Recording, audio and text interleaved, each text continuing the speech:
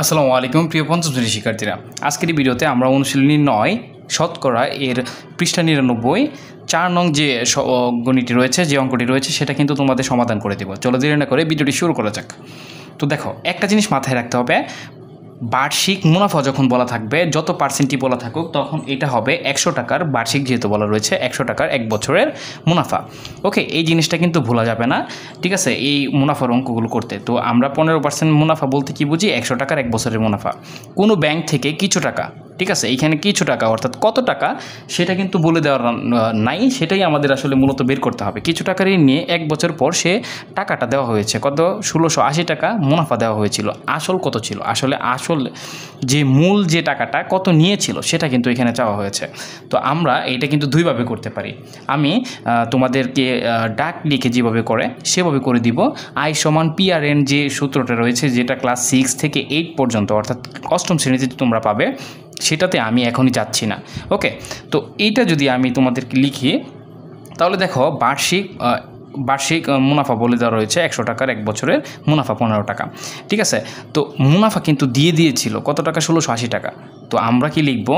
যে 15 টাকা, আমরা কি লিখব? 15 টাকা মুনাফা হয়, ঠিক আছে, 15 টাকা মুনাফা হয়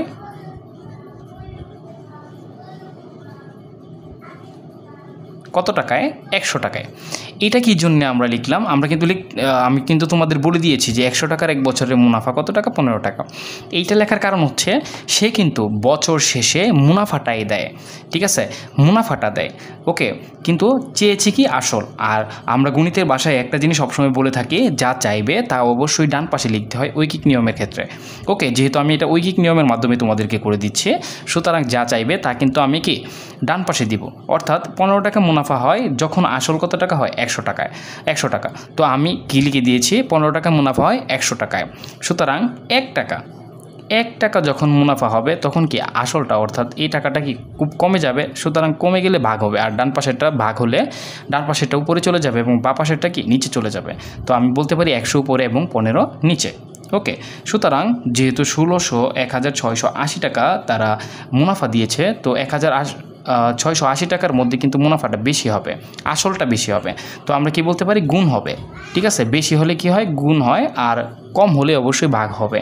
ওকে, আর নিচে কত থাকবে? 15। ওকে, তো এখন 15 দ্বারা যদি আমরা একে ভাগ করি তাহলে কত হবে? আমি একটু করে নিচ্ছি। দেখো, 15 ছিল এখানে, 15 দ্বারা যদি কাটি তাহলে 15কে 15, আর এখানে যদি কাটি 15কে 15 হবে 1 থাকবে হাতে, আর এখানে থাকবে 18। তো 15কে কত হচ্ছে? আবারও 1 হচ্ছে, ঠিক আছে। 15কে 15 3 আছে, 15 দুগুণে 30, তো 112 হচ্ছে কিন্তু আমার আনসার। ওকে, 1680কে যখন আমি 15 দ্বারা ভাগ করব তখন 112 হচ্ছে। তো 112কে যখন 100 দ্বারা গুণ করব তখন 112 দিয়ে দিব, আর নিচে 100 ছিল যেটা, এই 100টা দুইটা শূন্য আমি দিয়ে দিব। তোমরা চাইলে ক্যালকুলেটর কিংবা গুণ করে দেখতে পারো যে কি যে কোনো একটা সংখ্যার সাথে যখন 100 কিংবা 1000 গুণ করব তখন কি তার ডান পাশে, 1-এর ডান পাশে যতগুলো শূন্য ছিল সেগুলো দিয়ে দিব। দেখো, 112-র সাথে আমি 100 গুণ করেছি, তো 1-এর পর 2টি শূন্য ছিল, 2টি শূন্য কিন্তু দিয়ে দিলাম। তো এইটাই কিন্তু হয়ে যাবে তোমার আনসার। আশা করি এটা তোমরা খুব ভালোভাবে বুঝতে পেরেছ।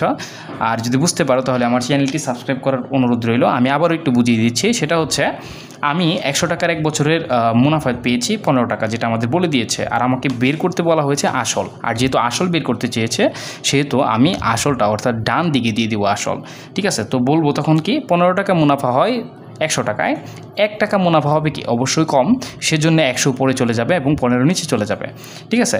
তাহলে আমি কি বলতে পারি? সুতরাং যেহেতু 1680 টাকা সে মুনাফা দিয়েছে, 1680 টাকা মুনাফা হবে অবশ্যই বেশি টাকায়, সেজন্য কি 1680 উপরে চলে যাবে। মানে যদি তুমি গুণ দাও তাহলে 1680 কিন্তু আলটিমেটলি উপরেই থাকবে, অর্থাৎ লবে থাকবে।